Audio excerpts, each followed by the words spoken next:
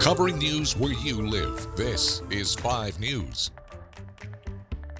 Well, thank you for joining us for the latest news where you live. I'm Joe Ellison. Early voting for the presidential primary is underway in Oklahoma. If you live in LaFleur or Sequoia counties here in 5 Country, you can start early voting in the county where you're registered. You'll be able to cast ballots on the presidential nominees as well as any local issues on the ballot for your county.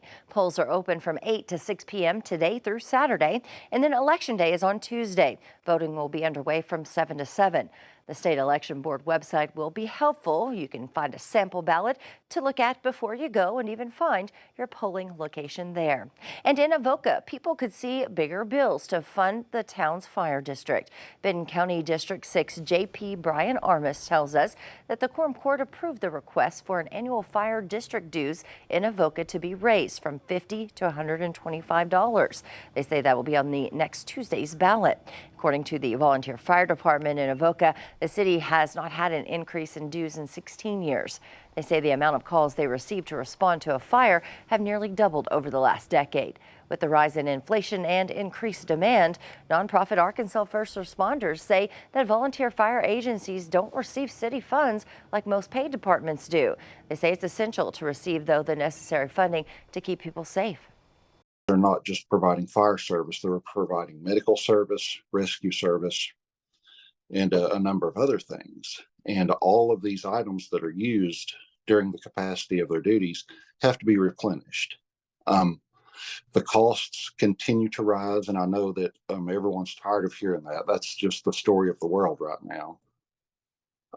But it's true, and without this extra funding, they may not be able to reach the goals that their growing community needs for them to reach. Now, that increase would mean Avoca residents would have a charge of $10.70 a month to operate emergency services in the city. Now, you can find all the issues coming up on the ballot wherever you live. Just text the word ballot to 479-785-5000. We'll text you right back with a link to our website where you can find more on the issues where you live. We'll get to more news in just a minute, but first, let's get a check of that forecast for you with meteorologist Zach Scott. Hey, Zach.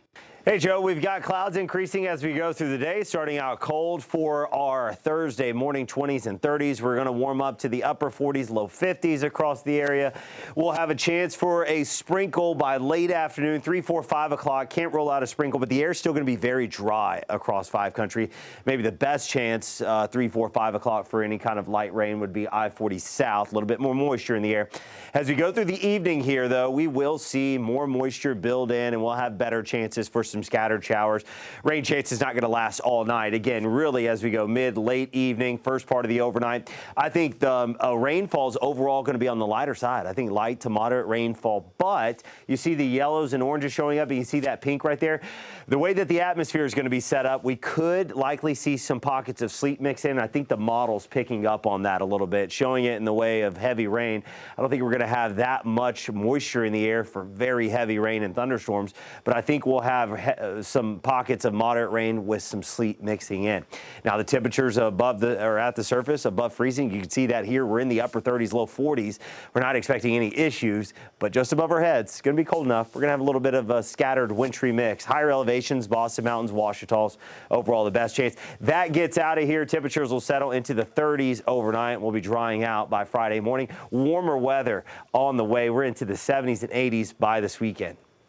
Thanks for that, Zach. Well, wildfires are continuing to burn across the Texas Panhandle. Video from the Fort Worth Fire Department shows a massive blaze along the highway, just part of what's grown into the largest wildfire in Texas history.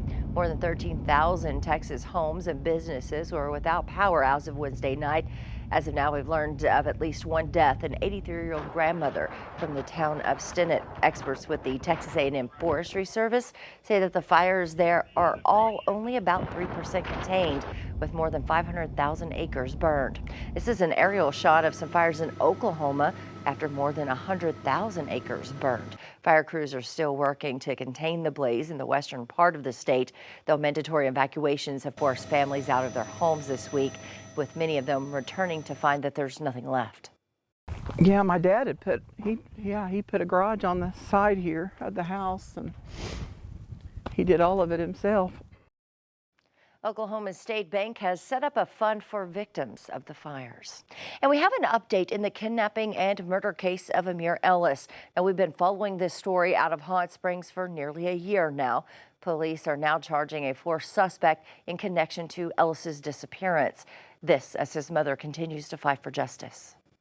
This particular warrant for this person has been a long time coming. You know, I feel like this person should have been arrested with the three that's been in jail. Almost a year after the disappearance of Amir Ellis, another person is being charged. 18-year-old Takahi Shelby is wanted by police for felony kidnapping. A probable cause affidavit says Amir was at Shelby's house when 3 other suspects came by to take him to another location. Those suspects are Nathaniel Speed, Alexis Chambers, and someone who was 17 years old at the time. They are all now charged with capital murder. I don't have any ill feelings towards these children, but I just cannot fathom the thought of them just getting to live their best 18, 19-year-old life, and my son don't. 2 months ago, police found the remains of Amir in a wooded area near Jesseville.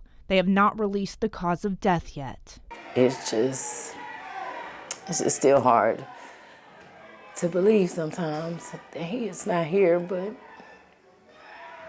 he did leave me my grandson, and so my grandson is life. Jessica says she is closer to justice, but wants to see those responsible for her son's death to take accountability for their actions. Just keep praying for justice for Amir, for closure sooner than later, because I'm about exhausted.